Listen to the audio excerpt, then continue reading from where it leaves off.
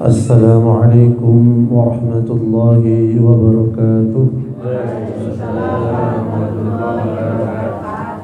Innal hamdalillah nahmaduhu wa nasta'inuhu wa nastaghfiruh wa na'udzu billahi min shururi anfusina wa min sayyiati a'malina. Ashhadu an la ilaha illallah wahdahu la syarika lah wa ashhadu anna Muhammadan abduhu wa rasuluh. Amma ba'd. Rabbi shrah li sadri wa yassir li amri wahlul 'uqdatam min lisani yafqahu qawli. A'udzu bi kalimatillahi tammah min kulli syaitanir wa hammah wa min kulli 'ainin lammah. Alhamdulillah, Bapak dan Ibu sekalian yang dirahmati Allah, bersyukur kita kepada Allah Subhanahu wa taala atas segala nikmat yang diberikan kepada kita sekalian. Nikmat iman, nikmat Islam, nikmat kita bisa beribadah kepada Allah Subhanahu wa taala. Semoga kita senantiasa bisa istiqamah di jalan Allah Subhanahu wa taala. Amin ya rabbal alamin. Dan tak pula kita mendoakan agar saudara kita yang belum bisa hadir karena sakit, semoga Allah sembuhkan sakitnya. Andai kata ada urusan uzur, semoga Allah mudahkan urusannya. Dan mudah-mudahan bisa bergabung bersama kita, berada di taman-taman surga insyaallah. Amin ya rabbal alamin. Bapak Ibu sekalian yang dirahmati Allah, kita bermajelis salah satunya dalam rangka menunaikan kewajiban kita belajar, menunaikan kewajiban kita menuntut ilmu sebagaimana yang Allah perintahkan kepada kita sekalian. Dan juga dalam rangka kita berusaha berteman yang baik, berteman yang sesuai dengan syariat Islam. Bagaimana ada ciri-ciri teman yang baik itu bagaimana menurut Islam? Ya. Jadi Rasulullah SAW itu selalu mengingatkan umatnya untuk senantiasa berhati-hati dalam memilih teman ataupun sahabat. Hal ini dikarenakan nilai seorang muslim itu akan ditentukan dengan siapa mereka bersahabat atau berteman. Dalam hadis Nabi kita Muhammad sallallahu alaihi wasallam disampaikan yang artinya seseorang menurut agama dinilai dari sahabat dekatnya. Maka hendaklah kalian melihat siapakah yang menjadi sahabat dekatnya. Ini hadis riwayat Abu Daud dan Tirmidzi, disahihkan oleh Sahih Albani. Kemudian bagaimana ciri teman yang baik menurut Islam? Ya, ciri teman yang baik menurut Islam yang pertama yaitu beriman kepada Allah Subhanahu wa taala dan rajin beribadah. Ini penting. Sahabat yang baik menurut Islam adalah mereka yang memiliki ketaatan kepada Allah. Mereka selalu mengedepankan hubungan spiritual dengan Allah Subhanahu wa taala dan memperkuat ikatan tersebut melalui melaksanakan ibadah. Panjenengan berteman satu rombongan dalam mobil misalnya ke Jember. Ketika berteman dengan orang yang rajin beribadah, pas azan kita nyari masjid mboten. Nah, nyari masjid. Sudah azan, ayo ke masjid bareng-bareng enak. Tapi berbeda dengan ketika berteman dengan orang yang jarang sholat, ya, bahkan mungkin tidak pernah sholat, mungkin diajak ke masjid nanti dulu. Kadang alasan ini yang sarung celananya kotor, ya sarungnya kotor ya. Padahal ke masjid biasanya disediakan. Nah itu cari alasan saja. Nah, ini pentingnya berteman. Kemudian yang kedua adalah bagaimana pertemanan yang baik menurut Islam, yaitu yang cerdas. Ya. Disampaikan oleh Imam Ghazali, bila kau ingin mencari sahabat yang menemanimu dalam belajar atau mencari sahabat dalam urusan agama dan dunia, maka perhatikanlah 5 hal.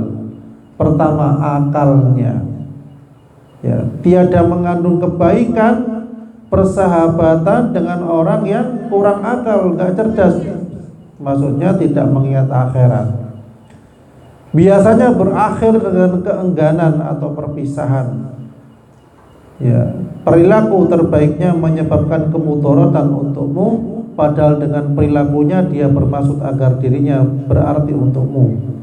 Jadi dalam peribahasa mengatakan musuh yang cerdik lebih baik daripada sahabat yang dungu atau kurang berakal.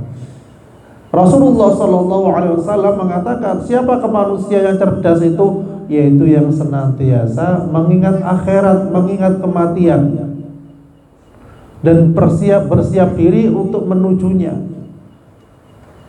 Jadi teman yang baik, yang cerdas itu yang mempersiapkan dirinya menuju ke akhirat, itu yang cerdas.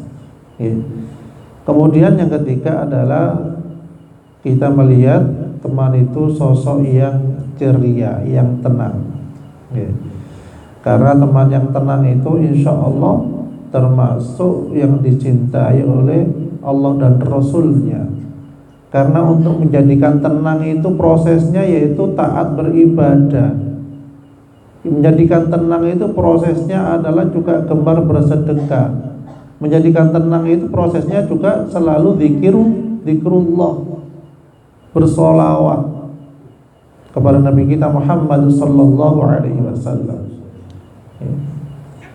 Kemudian yang keempat, teman yang baik menurut Islam adalah memiliki akhlak yang terpuji.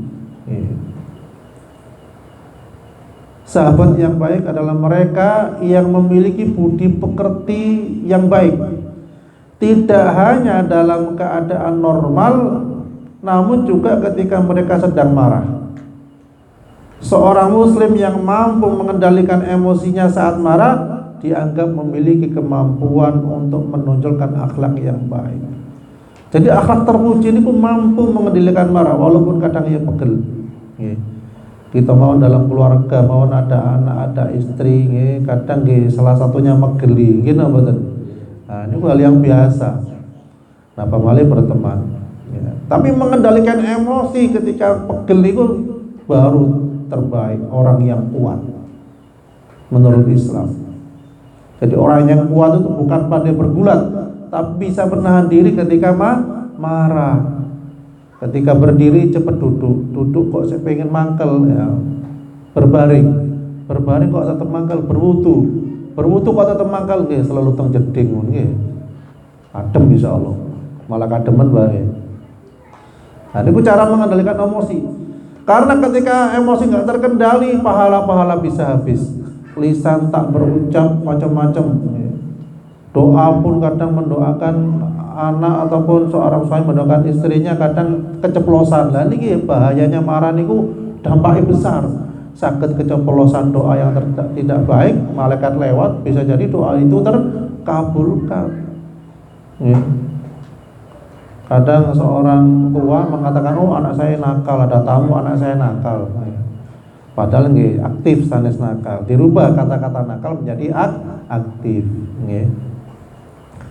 Kemudian yang kelima adalah soleh dan soleha. Ini penting. Imam Ghazali juga mengajarkan umat muslim untuk menjauhi pertemanan dengan mereka yang terus-menerus terlibat dalam perbuatan dosa besar. Misalipun ketika ada orang minum minuman keras, anak-anak minuman keras, duduk saja nggak boleh. Datang duduk ngancani ini kebuatan angsal. Walaupun tidak ikut minum. Karena apa? Akhirnya mangke ditawari untuk penghormatan satu sloki ya, gitu Pak. Harus menjauhi ketika kita tahu ada minum-minuman keras, cepat menjauhi. Kalau tidak bisa mendakwai, menjauhi. Paling tidak hati kita menolak. Begitu juga dengan perbuatan yang lainnya, adu ayam, main ya. Harus menjauhi kalau tidak bisa mendakwai. Dalam Al-Quran surat Al-Kahfi ayat 28, wonten sing hafal nggih. Wala tuti man aghfalna qalbahu an dzikrina wattaba'a wa kana amruhu furqa. Yang artinya jangan kau ikuti orang yang kami lalaikan hatinya untuk mengingat kami, dan orang yang mengikuti hawa nafsu dan adalah keadaannya itu melewati batas. Gak usah norok buntek ikut-ikutan orang yang lalai dari mengingat Allah. Oke. Kemudian selanjutnya yang keenam adalah tidak serakah. Jadi mencari teman tidak serakah. Serakah itu angel. Misalnya teng pundi-pundi, pergi ke luar kota bawa berkat, bawa nampan, tidak ketuman biasanya. Serakah dalam hal yang lainnya pun, ya bekerja bersama kemudian tidak kebagian, ini teman yang serakah. Ya. Teman yang serakah itu tidak baik. Kan pada ada cerita ketika Nabi Isa atau Musa ya. Ketika kehilangan roti kehilangan roti, siapa yang mencuri di saya? Nggak ada yang ngaku ya. Kemudian beliau ngambil sepongga batu atau apa, ngeduk dapat emas, kemudian dikatakan, tertarik teman-teman ini, waduh emas ini, siapa tadi yang mencuri roti saya, ngaku tak kasih emas. Akhirnya ngaku salah seorang itu, oh saya yang curi. Dikasihkan, kemudian ditinggallah dia. Dari kejauhan ternyata ada seseorang yang melihat, kok ada emas kelap-kelip itu seorang itu, dibawa oleh seseorang itu, kelap. Akhirnya mereka berencana untuk membunuh orang itu dan mengambil emasnya. 3 orang berencana mengambil emas yang sudah diberikan oleh Nabi tadi itu. Akhirnya satu berencana bertiga ini, dan pada waktu itu mereka kelaparan ya, 1-2 orang itu mencari makan. Setelah 2 orang mencari makan, mereka pun juga berinisiatif, bagaimana nanti yang nunggu tadi itu kita bunuh juga, diracun ya. Akhirnya sama-sama menyiapkan diri mau merebut emas itu. Satunya rotinya dicampur, kanannya dicampur racun ya. Akhirnya mereka datang ya, matilah 1 orang itu. 2 orang pengen berebut emas mendapatkan 1, matilah. Satunya yang bunuh terakhir itu kelaparan, akhirnya makan roti, tidak tahu rotinya tadi, makanannya tadi dikasih racun, akhirnya mati semuanya. Jadi 4 orang yang memperebutkan emas tadi mati semua. Itu gara-gara serakah. Akhirnya Nabi tadi balik lagi melihat emasnya masih ada, 4 orang meninggal semua. Itu gara-gara apa? Serakah ya. Kemudian yang ketujuh adalah selalu berbaik sangka. Ini penting ya. Berbaik sangka itu lebih diutamakan daripada buruk sangka. Kalau berbaik sangka berpahala, buruk sangka bisa menambah dosa. Apalagi kalau tidak ada bukti, buruk sangka terus. Nah, ini menambah dosa ya. Kemudian yang ke-8 adalah selalu berkata jujur. Nah, ini penting. Selalu berkata jujur. Kalau janjian tepat waktu, diusahakan begitu. Andai kalau kata luput ya 1-2 kali nggak masalah dan minta maaf. Tapi kalau selalu janjian luput, nah ini yang dinamakan tidak jujur. Oke. Kemudian yang terakhir, teman yang baik menurut Islam yaitu apa? Tidak mengumbar aib temannya. Boten angsal ngumbar aib. Nah, ini penting. Walaupun kita ngerti kartune, ngerti kesalahannya, tidak boleh diumbar. Ya, barang siapa yang mengumbar aib saudaranya, kelak Allah pun akan mengumbar aib dia sendiri. Dan ketika seseorang mengumbar aib saudaranya, pahalanya sudah banyak berkurang, bahkan bisa habis gara-gara mengumbar aib. Niku mengumbar aib, riba, niku yang menghabiskan pahala. Padahal cuma lisan yang ngomong, tetapi ternyata lisan ini bisa banyak merugikan manusia. Ibadah yang sekian tahun, 50 tahun, 100 tahun itu bisa hilang gara-gara lisan, itu sakit. Ibadah yang rutin, sholat malam, puasa sunnah, sedekah bisa hilang pahalanya gara-gara mengumbar aib atau ghibah. Oleh karena itu kadang mungkin seseorang meremehkan orang bisu. Sebenarnya menjenengan orang bisu nggih. Orang bisu niku biasanya pun boten saged ngomong, terus boten krungu nggih. Sudah nggak bisa ngomong, nggak dengar. Nah, seakan-akan orang itu menganggap dia itu rendah. Padahal bisa jadi orang bisu yang taat pada Allah pahalanya tinggi. Kok sakit? Pertama, panjenengan bengok ngerasani wong, dia boten krungu. Gimana boten? Kira-kira pahalanya berkurang boten? Boten krungu. Nggih, panjenengan meso-meso boten dibales meneng mawon. Gimana boten? Akhirnya sing meso padha gak warase nggih. Jadi ngoten.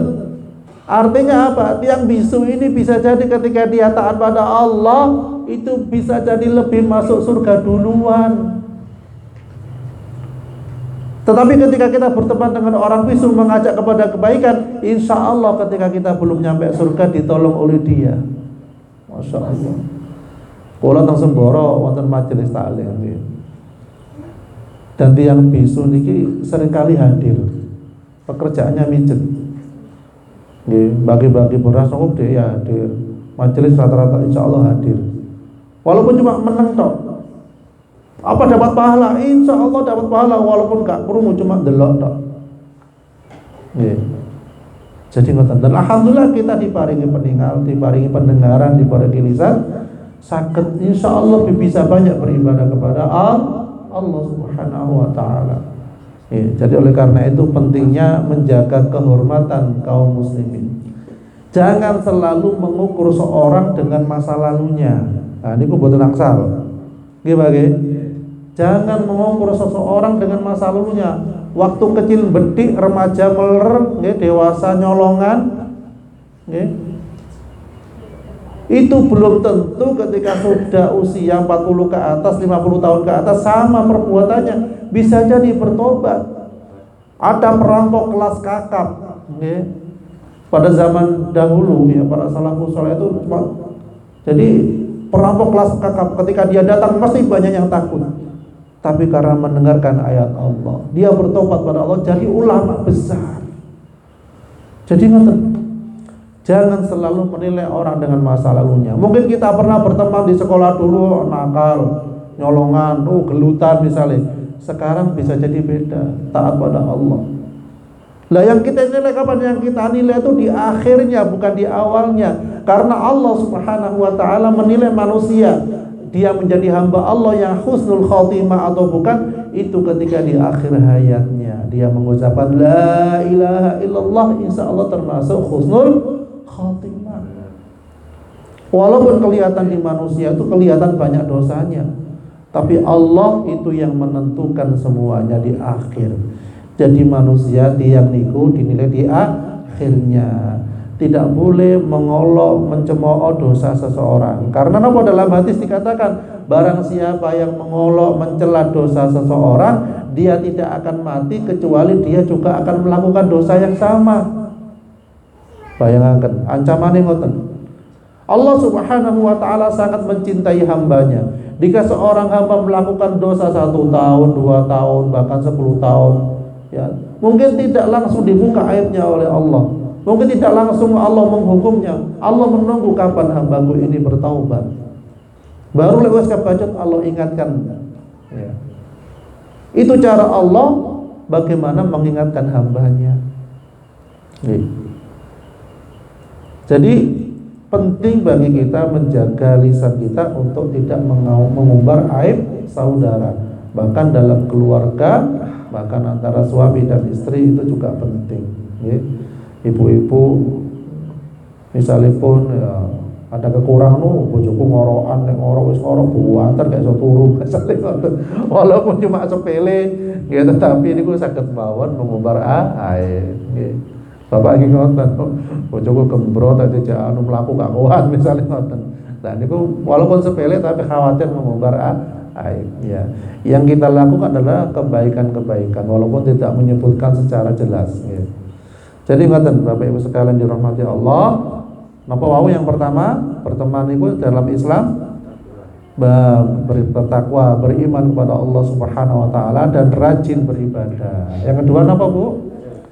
Cerdas, pinter. Nah, niku. Yang ketiga, sosok yang tenang, ceria. Yang keempat, soleh. Keempat, memiliki akhlak yang terpuji. Yang kelima, soleh dan solehah. Yang keenam, nah, Masya Allah tidak serakah. Lah niki jajannya pun metu iki. Mboten asal serakah nggih. Kemudian yang ketujuh, selalu berbaik sangka, Masya Allah. Yang kedelapan, berkata jujur, Masya Allah. Yang kesembilan, tidak mengumbar aibnya, Masya Allah. Ya, ini catatan itu makin disambung teng alam kubur, Insya Allah. Ya, Masya Allah. Mugi-mugi kita sekalian dimudahkan oleh Allah, dan termasuk kita yang dalam majelis ilmu niki, majelis zikir ini, Insya Allah makin saling tolong menolong. Ya, wonten salah satu dereng masuk surga dipadosi nggih. Lek kula dereng masuk jenengan padosi, jenengan tarik nggih. Nggih sami-sami saling menarik sinten sing duluan mangke. Nggih satu duluan ojo lali tadi. Wis masuk surga sok mangan enak lali yang kanca nggih mboten angsal nggih. Pak Kami, Abah Soleh semuanya nggih, Pak. Jadi saling mengingatkan nggih, mangke insyaallah kita akan saling mencari untuk bekal di akhirat kelak nggih, di surga nggih. Insyaallah matan. A'udzubillahi minasyaitonirrajim. Bismillahirrahmanirrahim. Alhamdulillahirabbil alamin. Allahumma anzilir rahmata wal maghfirata wasyafa'ata wan ni'mata ila arwahi jami'i ahlil qubur minal muslimina wal muslimat wal mu'minina wal mu'minat warfa' lahumud darajat wa dha'if lahumul hasanat wa kafir anhumul sayyi'at wa adkhilhumul jannata ma'al aba'i wal ummahat. Ya ayyatuhan nafsul mutmainnah irji'i ila rabbiki radiyatan mardiyah fadkhuli fi ibadi wa dkhuli jannati. Rabbana hab lana min azwajina wa dhurriyyatina qurrata a'yun waj'alna lil muttaqina imama. Rabbi ij'alna muqimas salati wa min dhurriyyatina rabbana wa taqabbal du'a. Rabbana atina fid dunya hasanah wa fil akhirati hasanah wa qina adzaban nar. Wa sallallahu ala sayyidina Muhammad wa ala alihi wa sahbihi wa sallim walhamdulillahi rabbil alamin. Amin. Subhanakallahumma hamdik asyhadu an la ilaha illa anta astaghfiruka wa atubu ilaik. Assalamualaikum warahmatullahi wabarakatuh.